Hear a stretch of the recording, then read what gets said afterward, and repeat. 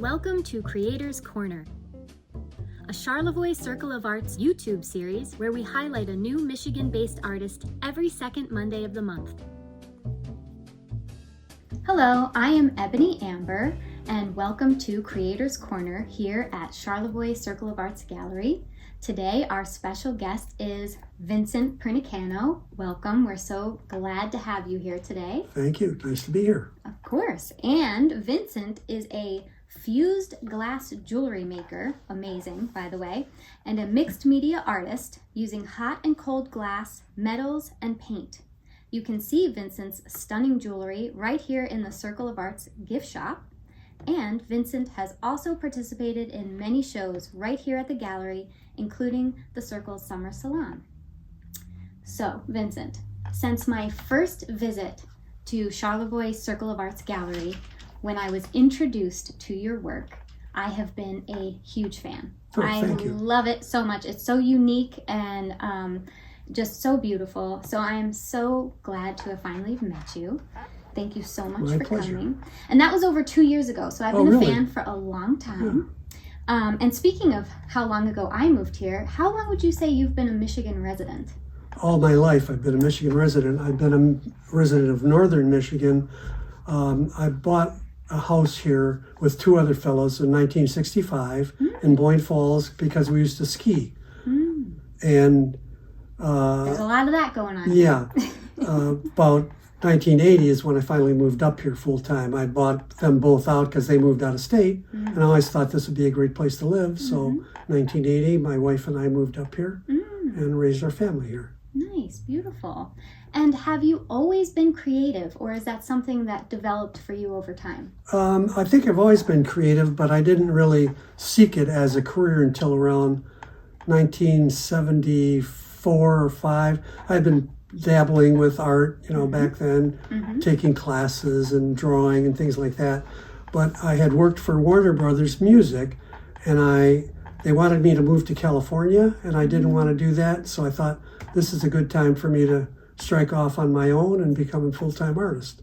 So around 1972, I think I did that, opened a studio in Ferndale, downstate and outside of Detroit, and I've been doing art ever since then. So you're a musician as well? No, I wasn't working as a musician. I was working with artists, with musical artists. Oh, okay. Doing promotion and artist relations, that kind of thing. Oh, okay. Very cool. That's awesome. Yeah. And can you describe for us the difference between using hot and cold glass? Well, cold glass usually is the kind of glass that you use to make windows and flat pieces that are separated usually by solder or by lead cane. So you put the pieces together and then solder everything together to make a piece.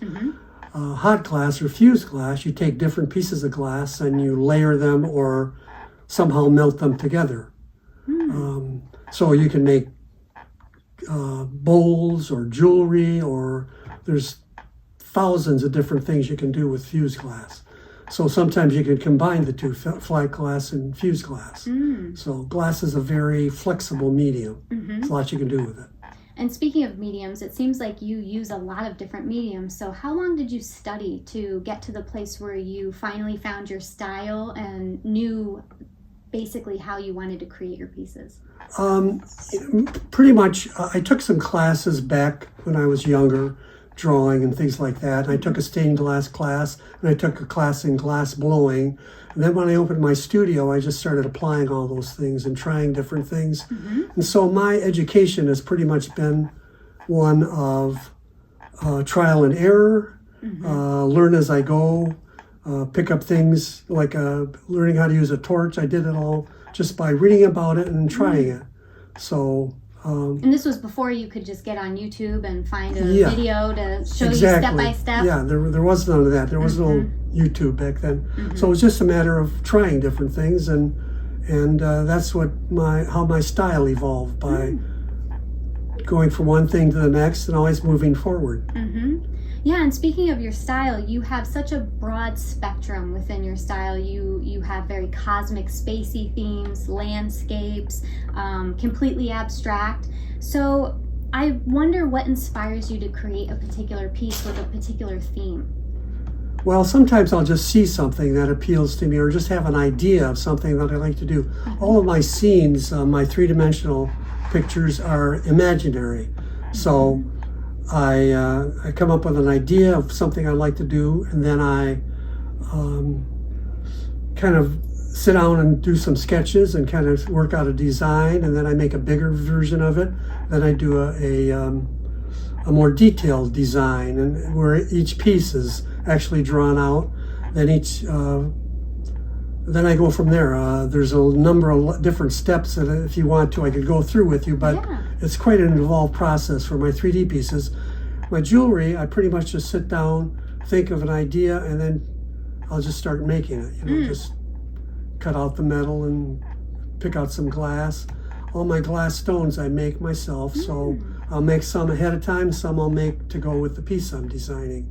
So it's always different. It's never the same. Well, speaking of your jewelry, I'm wearing one of your absolutely amazing necklaces. This is one of my favorites. I love the cosmic space theme, and I'm wearing one of your bracelets as well. So you made that stone? Yeah, I make the stones. Yeah. Wow, that's amazing. Fused glass. Yeah, that's where I'll take one color. That's one piece of flat glass, and I'll take other colors and break it up or cut it up and put it on top of that. So it might have 3 or 4 different layers. Then I melt it all together, and it makes one piece about 4 by 6. Then I cut that up into different shapes and sizes, and I grind each piece to smooth out the edges and everything. And then I fire it again to polish it. Then they're ready to be set. That's a lot of work. Yeah, and you can tell. I mean, they're beautiful, really. Thank you. Yeah. So have you ever made a painting or something and then thought, man, that would really make a beautiful piece of jewelry, or the opposite, where you're making something and then it gets incorporated into another piece? Yeah, I'll do the same idea. I like the cosmic idea a lot. I like the stars at night, that kind of thing. So I do that, and I like scenery. I like cityscapes, and I like the wilderness, wild kind of places. So that's the kind of the subjects I use. Yeah, and also I sort of catch a spiritual vibe to your work. So can you speak about that a little bit? Yeah, I believe in a higher force in the universe, and so I kind of cater to that idea that there's something above us, and that. And it's not overt in your work. No, it's not like subtle. It's slapping you in the face. But I definitely caught it, and I imagine other people do. I hope so. Yeah, I don't like to be in your face with stuff, but I like to be subtle about things. There. Yeah, thank you. And so, when you are creating your work, do you have a discipline, or do you have to have music on? Do you like a specialty? How do you sort of get into the zone to create a piece? Usually music. I'm always listening to music when I'm in my studio. My studio's at home, and we have a kind of a split level. My studio is the basement, so I go downstairs. I've got a nice view, walkout view of our yard. It's all glass, so I've got plenty of natural light, and I have a nice space that I've developed over the time we've lived there. And so it's easy for me to work every day. I just go downstairs and I can start work. So I don't really have a time schedule. When I feel like working, I can go work.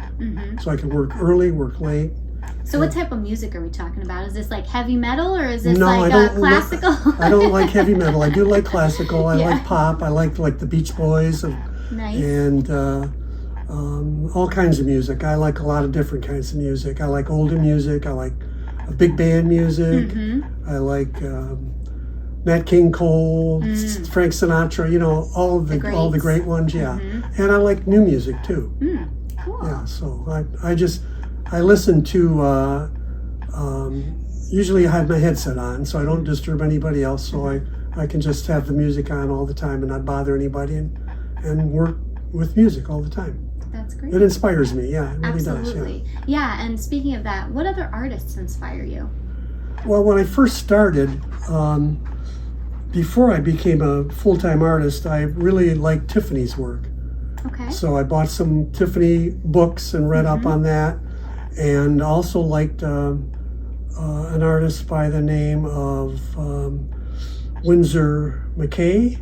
Okay. Winsor McCay, and there's another guy, I'm trying to think of his name now. But anyway, there were a couple of artists that I really appreciated their work, and then my brother and I, when we were teenagers, went to San Diego, and from there we drove down to Tijuana, and we went to watch the glass blowers in Tijuana, and I was very impressed by that. So eventually, when we got back to Michigan, probably 10 years later, I found a place to learn how to blow glass, so I did that. And that's when right about the time I opened my own studio. So I was blowing glass and painting and making jewelry, and that's kind of evolved over time. So I'm not doing anything like I was doing back then, but it's still the same mediums. And you must have just a plethora of work that you can showcase. I have a large collection of work. Yeah, I've probably sold about half of my work, and I still have about half of it. Yeah, doing shows, I sold a lot of work. It sounds like you're very prolific, though. It sounds like you are just doing the work and getting down there and making new pieces. Yeah, I enjoy doing the work. I enjoy it. Yeah, so it's not wasted time for me. It's time that I enjoy just working with my hands and coming up with new ideas. And do you ever hit a block? Do you ever hit a point in time where you just there's just blank? That hasn't ever happened to me, because I can always, if I hit a blank in one thing, I can always move to something else. You know, I can always make some jewelry. Right. Or I can always do a little painting or something, you know. Yeah, so you have multiple pieces going so that you can get your juices flowing with something. And very cool. Yeah. What advice would you have for up-and-coming artists who are just getting into the industry and maybe finding it very competitive, or, you know the grind? What would you say to them? You just have to have a lot of perseverance, and you have to be willing to stick to it. It doesn't happen overnight. Some people it does. But usually it just takes time, and you have to get yourself out there. You have to get yourself and be seen by the public. And that's why art fairs, I think, are a great way to do that. That's why they're so popular. And it's a great way for artists to show their work and get it seen by a lot of people at the same time. And you can show your body of work rather than just a few pieces. Yeah. So I would just say stick to it, keep working, keep studying, keep trying new things, and don't give up. Yes. It's a harder... Good advice. It's a harder way to go. It's not for everybody. You don't have a lot of benefits like when you have with a job, but you're your own boss and you have a lot of freedom. That's what I like about it. I've been my own boss for close to 50 or 60 years now. So. Wow, good for you. And do you have any accomplishments that you are most proud of? Well, probably the biggest thing that I'm most proud of is about probably 7 or 8 years ago, I was invited to do an art fair in Japan with 10 other artists from the United States. And we were flown over there at their expense, and everything was at their expense, put up in a hotel. And then they paid for our work being shipped over, and gave us a little booth to set our work up in, and we did a 3-day art fair there, which was very successful. The Japanese people were very appreciative. There were a lot of really nice artists there. I think there were a couple from Australia, and then the 10 Americans, and then a couple of Japanese artists. And it was in a beautiful park right on the ocean. It was just an amazing experience. It was kind of like being on another planet, totally different culture and everything. It was just the most amazing experience of my life, I have to say.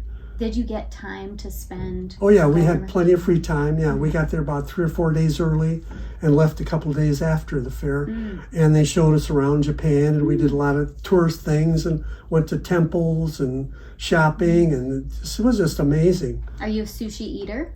I'm not a big sushi eater. I enjoy it somewhat, but I'm a sushi lover. Yeah, I would have been eating all the food. yeah, they had a lot of good food there. Yeah, it was very good. Yeah. Did you get to experience any of their artwork when you were there? Oh yeah. We saw quite a bit of Japanese art there. Yeah, it's a whole different thing there. They don't have big homes there, so most of the art is smaller. There's not a lot of big wall art there because people tend to have smaller homes there.